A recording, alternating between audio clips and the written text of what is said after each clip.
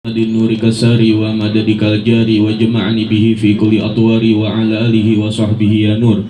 اللهم صل وسلم على سيدنا محمد نور كساري ومددك الجاري وجمعني به في كل أطواري وعلى آله وصحبه يا نور.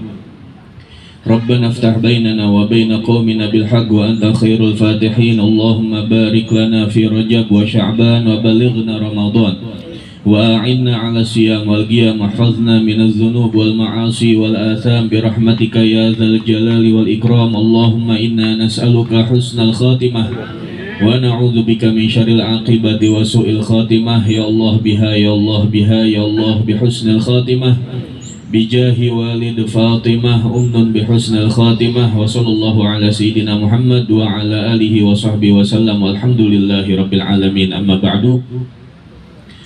Hadratul Mukarramin wal Muhtaramin, jamaah Majelis Al-Mubarakah yang semuanya senantiasa insyaallah dalam lindungan Allah Subhanahu wa taala. Wabil khusus yang sama-sama kita muliakan, yang sama-sama kita hormati guru mulia kita Al-Mukarram Kiai Haji Ahmad Sobari dan juga Al-Mukarram Bapak Kiai Haji Imam Mulyana, Bapak Kiai Haji Ahmad Khalidi, dan semua tuan guru yang hadir pada saat ini. Insyaallah semuanya sehat walafiat, panjang umur, dan senantiasa bersabar dan istiqomah untuk membimbing kita menuju jalan yang diridhoi oleh Allah Subhanahu wa taala. Dan juga tidak lupa yang teristimewa yang sama-sama kita muliakan, sahibul majlis Bapak Haji Mokarto dan saudara serta keluarga-keluarga beliau, anak keturunan beliau. Semoga semuanya senantiasa dalam lindungan Allah Subhanahu wa taala. Dan juga seluruh jamaah yang hadir, semoga semuanya senantiasa dalam lindungan Allah Subhanahu wa taala. Kita semua diberi nikmah iman, nikmah Islam, insyaallah nikmah sehat wal afiat, panjang umur, selalu dalam keadaan taat kepada Allah dan taat kepada Rasulullah Nabi Muhammad sallallahu alaihi wasallam. Semoga kita semua senantiasa juga diberi kemudahan dalam setiap urusan dan hajat dunia akhirat kita.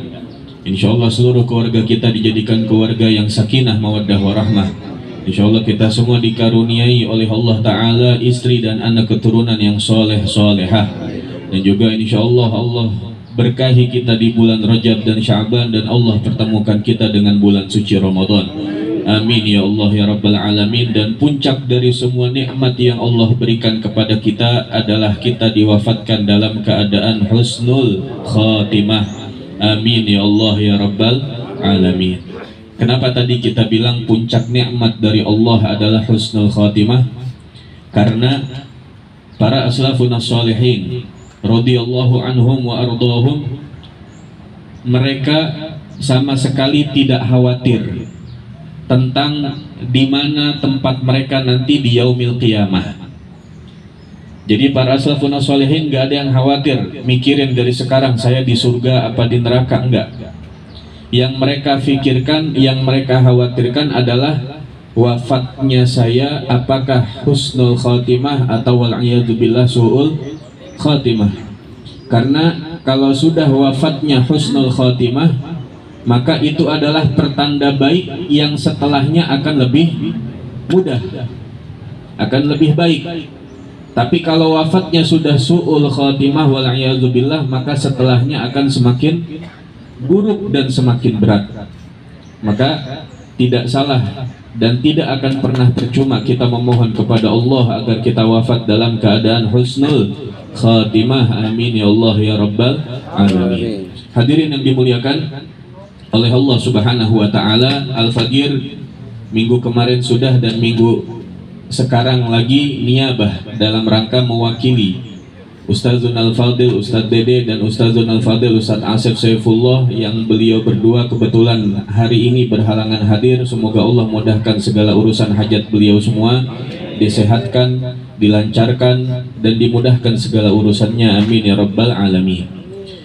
Hadirin yang dimuliakan oleh Allah Ta'ala, di kesempatan kali ini kita akan sedikit membahas apa yang disampaikan oleh salah satu sahabat Nabi Muhammad SAW, salah satu sahabat yang agung, salah satu sahabat yang mulia, yaitu Sayyidina Mu'adz bin Jabal ridwanullah taala alaih, yang mana Rasulullah Shallallahu Alaihi Wasallam pernah menyatakan kepada Sayyidina Mu'adz, ya Mu'adz inni uhibbuk. Jadi Sayyidina Mu'adz bin Jabal ini, para jamaah sekalian yang dimuliakan oleh Allah, adalah salah satu sahabat yang mana Rasulullah menyatakan cintanya kepada beliau. Ya, kita bapak sekalian dengar istri bilang saya cinta sama kamu, bosan ya? Nah, anak bilang saya sayang sama kamu, mungkin biasa karena sering dengar. Tapi ketika Nabi yang bilang wahai fulan saya cinta sama kamu, kira-kira ada yang lebih indah dari ini? Kayaknya nggak ada. Soalnya kenapa? Yang bilang adalah Rasulullah Shallallahu Alaihi Wasallam. Kita nggak usah dibilang cinta dah. Ya, kita nggak mengharap Rasulullah bilang cinta sama kita karena kejauhan. Banyak hal yang menjadi penyebab kita nggak percaya diri dibilang cinta sama Nabi Shallallahu Alaihi Wasallam. Kita dibilang oleh Rasulullah di hadapan Allah, di hadapan para malaikat, wahai Allah, wahai malaikat, si fulan umat saya masukin ke dalam surga aja udah girang insya Allah. Apalagi kalau sampai dibilang disebut nama kita, wahai fulan saya cinta sama kamu, wah udah nikmat luar biasa. Gitu. Sayyidina Mu'adz bin Jabal adalah salah satu sahabat yang mendapatkan keistimewaan dan kemuliaan tersebut. Karena Rasulullah bilang sendiri, kenapa bisa Rasulullah bilang, ya Mu'adz inni uhibbuk, wahai Mu'adz saya cinta kepadamu, kata Nabi SAW. Karena Sayyidina Mu'adz bin Jabal dari usia kecilnya, dari usia sebelum tamyiz di bawah 9 tahun, beliau sama seperti Sayyidina Anas bin Malik, menunjukkan potensi untuk menjadi orang yang soleh, menunjukkan potensi untuk menjadi salah satu orang penting bagi keberlangsungan agama Islam, agamanya Nabi Muhammad SAW. Sehingga Rasulullah menyatakan hal tersebut dalam rangka untuk memastikan bahwasannya Sayyidina Mu'adz bin Jabal istiqomah dalam jalan yang diridhoi oleh Allah dan Rasulnya. Dan Rasulullah juga menyaksikan secara langsung keistimewaan-keistimewaan yang dimiliki oleh Sayyidina Mu'adz bin Jabal. Dan di antara hadis yang disampaikan tadi, ya Mu'adz inni uhibbuk, ini hadis Nabi SAW. Rasulullah mengatakan, sebelum mengatakan atau memberi wasiat, Rasulullah menyatakan cintanya kepada Sayyidina Mu'adz bin Jabal. Lalu ada wasiat yang Rasulullah sampaikan khusus kepada Sayyidina Mu'adz bin Jabal, yang alhamdulillahnya Sayyidina Mu'adz bin Jabal tidak diajarkan untuk koret, nggak diajarin untuk pelit, karena sebenarnya itu wasiat khusus untuk Sayyidina Mu'adz bin Jabal dari Rasulullah. Artinya nggak ada kewajiban bagi Sayyidina Mu'adz untuk menyampaikan kepada umat, tapi karena Sayyidina Mu'adz juga cinta kepada umatnya Nabi Muhammad SAW, beliau bagi hadiah khusus dari Rasulullah untuk kita sebagai umatnya Nabi Muhammad SAW. Apa wasiatnya Rasulullah kepada Sayyidina Mu'adz pada saat itu? Summa usika ya Mu'adz, lalu aku wasiatkan kepada engkau wahai Mu'adz. Apa itu wasiatnya ya Rasulullah? An la tada'anna fi duburi kulli salatin taqul Allahumma a'inni ala dzikrika wa syukrika wa husni ibadatik. Ya. Jadi Rasulullah memberi wasiat khusus kepada Sayyidina Mu'adz bin Jabal, wahai Mu'adz, jangan tinggalkan ini kalimat setiap habis sholat. Apa kalimatnya? Allahumma a'inni ala dzikrika wa syukrika wa husni ibadatik. Yang pasti kalimat ini semuanya dari kita sudah hafal, karena kita baca setiap ba'da sholat. Ada yang bacanya 1 kali, ada yang bacanya 3 kali, nggak masalah. Yang penting setiap kita membaca ini kalimat Allahumma a'inni ala dzikrika wa syukrika wa husni ibadatik, maka Sayyidina Mu'adz bin Jabal itu kebagian pahalanya. Ya, kebagian pahalanya utuh. Kita baca kalimat ini dapat 100 poin dari Allah, 100 pahala dari Allah. Sayyidina Mu'adz juga dapat 100 pahala. Dikalikan sejumlah umat Islam, dari awal ini kalimat keluar dari lisan Nabi Muhammad sampai orang yang terakhir hidup di muka bumi ini. Sekarang rekening Sayyidina Mu'adz bin Jabal udah nggak karuan itu, nolnya udah nggak muat. karena sudah sangat banyak menampung pahala dari umat Nabi Muhammad Shallallahu Alaihi Wasallam. Nah, ini salah satu sahabi al-jalil, salah satu sahabat yang sangat agung dan mulia, Sayyidina Mu'adz bin Jabal. Adapun yang ingin disampaikan adalah Sayyidina Mu'adz bin Jabal radhiyallahu anhu mengatakan bahwasanya beliau mengatakan al-amalus shalih alladzi fihi arba'atu asya. Kita sering mendengar dari para ulama kita sering dengar dari para salafun sholihin tentang amal soleh. Amal soleh, apa sih amal soleh itu? Gitu kan? Amal soleh kita pahamnya apa? Perbuatan baik, ya. Perbuatan baik. Setiap kita mendengar kalimat amal soleh, yang kita terjemahkan itu semua perbuatan baik. Tapi ternyata yang dimaksud dengan amal soleh ini dijabarkan oleh Sayyidina Mu'adz bin Jabal. Beliau mengatakan al-amalu soleh, amal soleh yang sebenarnya alladzi fihi arba'atu asya, yang mana di dalamnya terdiri dari 4 unsur, ya, terdiri dari empat unsur. Yang pertama adalah al-ilmu. Janganlah seseorang melakukan amal soleh kecuali berlandaskan ilmu. Yang kedua an-niyah. Janganlah seseorang melakukan amal soleh kecuali di dalamnya didahulukan dengan niyah. Yang ketiga adalah as-sabru. Janganlah seseorang mengamalkan amal soleh kecuali dia bersabar dengan amal soleh tersebut. Yang keempat adalah al-ikhlas. Janganlah seseorang melakukan amal soleh kecuali memastikan dirinya melakukan amal ini tidak ada maksud dan tujuan lain kecuali mengharap ridhonya Allah Subhanahu wa ta'ala. Gitu ya. Jadi amal soleh terdiri dari 4 unsur. Kenapa yang pertama beliau mulai dengan al-ilmu? Janganlah kita melakukan suatu amal kecuali berlandaskan ilmu.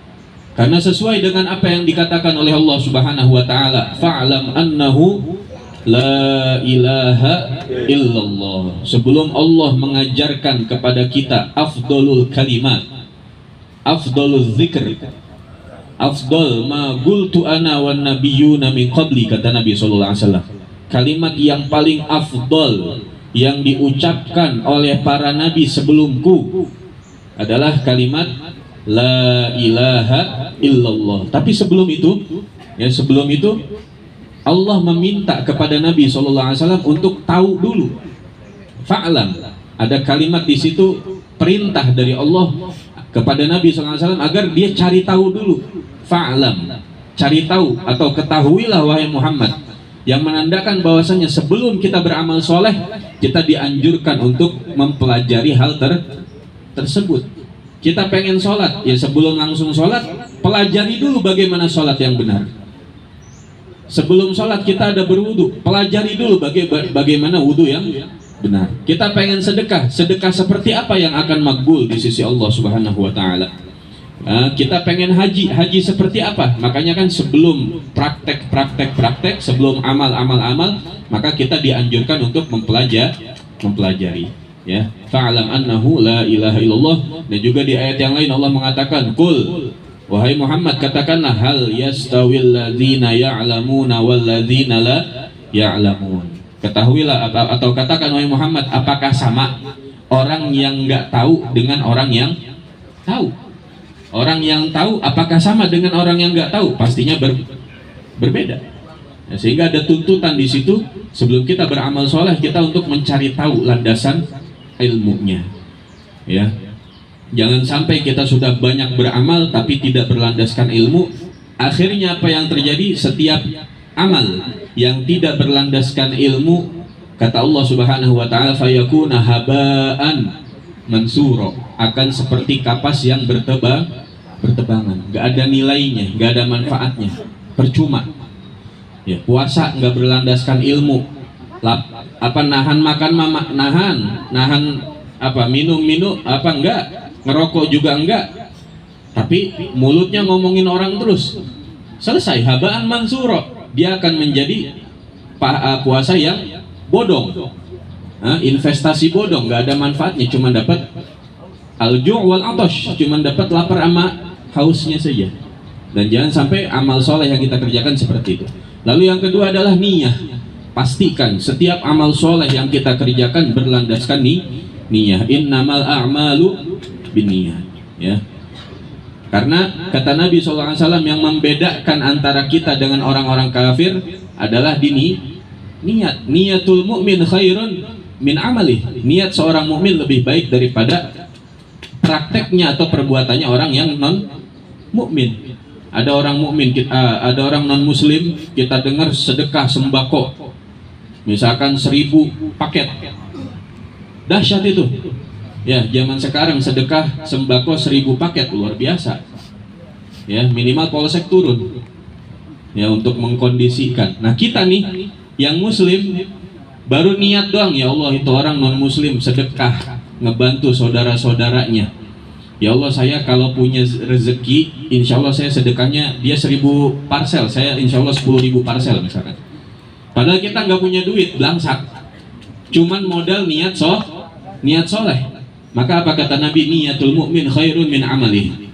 Niatnya kita yang baru niat tuh, yang baru pengen, itu kata Allah, kata Nabi, jauh lebih baik di sisi Allah daripada praktek orang yang udah praktek tapi dia non muslim. Alhamdulillah.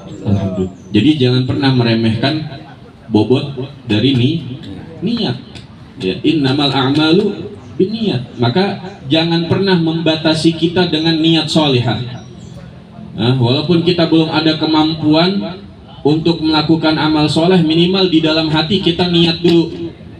Karena sebenarnya kalau niat itu, kata definisi niat itu adalah qasdu syai'i mubtarinan bi fi'lih. Namanya niat itu antara niat dengan perbuatannya itu jaraknya sebentar. Itu namanya niat. Tapi kalau antara keinginan dengan prakteknya masih lama, bahkan nggak bisa tahu kapan kejadiannya, itu baru sekedar azam namanya. Ya kayak tadi, ada orang muslim pengen sedekah, insya Allah saya pengen sedekah 10.000 parcel, nggak tahu kapan sedekahnya. Buat makan aja susah kan gitu. Tapi dia punya keinginan, punya niat, itu azam. Tapi azamnya juga itu sudah bagus, sudah bernilai di sisi Allah Subhanahu wa Ta'ala. Nah, jadi jangan pernah sepelekan manfaat niat. Yang ketiga, ma'asyiral hadirin yang dimuliakan oleh Allah, amal soleh harus terdiri dari unsur yang ketiga adalah as-sabru. Kenapa harus ada sabar di setiap amal soleh yang kita kerjakan? Karena memang setiap kebaikan itu menuntut kesabaran dari para pelakunya. Kata Nabi SAW, huffatil jannatu bil makarih. Bahwasanya surganya Allah itu, ya, surganya Allah itu dikelilingi oleh al-makarih, oleh sesuatu yang nggak kita senengin.